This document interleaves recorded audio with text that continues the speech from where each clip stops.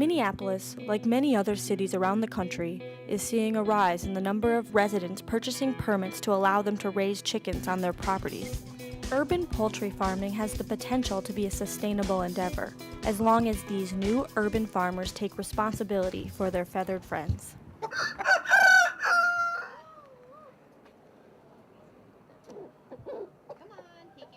Mary Britton Klaus operates Chicken Run Rescue, a chicken and rooster adoption center in North Minneapolis. The number of permits, permit applications between Minneapolis and St. Paul have essentially quadrupled over the last couple of years. So there is an increased interest in having backyard chickens as well as other domestic fowl. Being a veterinarian in North Minneapolis, I'm starting to understand that there are chickens in the city. I have my own chickens now, and I'm really enjoying them as companion animals and helping keep them healthy. People approach us for a lot of different reasons. The first and foremost is companionship. People really respond to the whole idea of rescuing birds. The reason I like chickens is because they make great pets and you get the bonus of eggs. I mean, they have personalities like you wouldn't believe. They have such great personalities, and Schmitty's always telling them what to do and how to do it. You know, he's just a fantastic rooster. I couldn't imagine a better rooster than that. The process of getting permit from the city, what you have to do is you go to the city, animal control, then they send you out a list of all your neighbors in an area around you. You go door to door with basically a petition, and you get to know the neighbors. 80% of the neighbors who live within 100 feet of our property line had to be okay with us having the chicken. You're not going to save money on eggs by having a chicken or a few chickens in the city. I think recognizing them as pets and that they are an enjoyable city animal to have as long as you take good care of them is one of the reasons why people are starting to have them a little bit more. I also think people are really looking at, maybe having their own eggs, even if it means costing a little bit more. It's nicer, it's more natural, and you're getting fresh eggs, and that's nice. What's going to happen is that a lot of people who don't necessarily go through the permit process are going to see the number of chickens in the city and get them anyway. The compliance rate for the dogs and cats in the city of Minneapolis for licensing is around 13% for dogs and around 3% for cats. Even though a lot of people are going to have permitted chickens in the city, the number is going to be exponentially larger of the people who are going to be routinely bringing birds in, not caring for them properly, and producing offspring that are going to be unwanted. Sustainability it is something that you hear people say often. People that are doing things for the right reasons, ethical reasons, wanting to, participate in the production of their own food and lower the impact of, on the earth.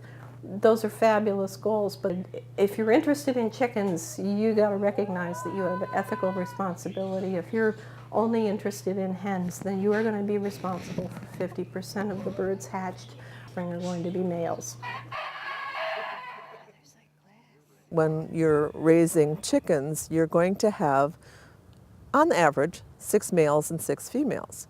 And the hens are the ones that most people want for eggs and for laying and to be a part of their family. The roosters, which are the other half that come with them, are the ones that may potentially fight. They may cause more problems. They crow. And all of those things are not necessarily acceptable in the city. So hatching your own eggs is something that, unless you're willing to take the responsibility of the hens and the roosters, it's not a good idea. Yeah. I think caring for chickens in Minnesota really involves having a safe and warm place for them to be in the winter. They're not adapted to be outside in 20 and 30 below zero. They do suffer frostbite. They do have problems with their combs and with their feet. And they do get frostbite just like other small animals get frostbite. A lot of people get baby chicks in the spring, which is now, and they will raise them through the summer, not really thinking, well, where is this animal going to go in the winter? Not uncommonly do we end up with chickens come fall or early winter that are abandoned or that the people have decided not to keep, not really appreciating that these are living animals and not just a toy or something to see how it grows and then give up on it. So she lost most of her comb to frostbite, and she lost all but 2 toes. Where's your foot? Where's your other foot? Here's one. And here's the other. So she just has these 2 toes in her little back digit. A lot of people that are interested in producing their own food have good intentions, and we fully support local food production, especially, gardening and things like that.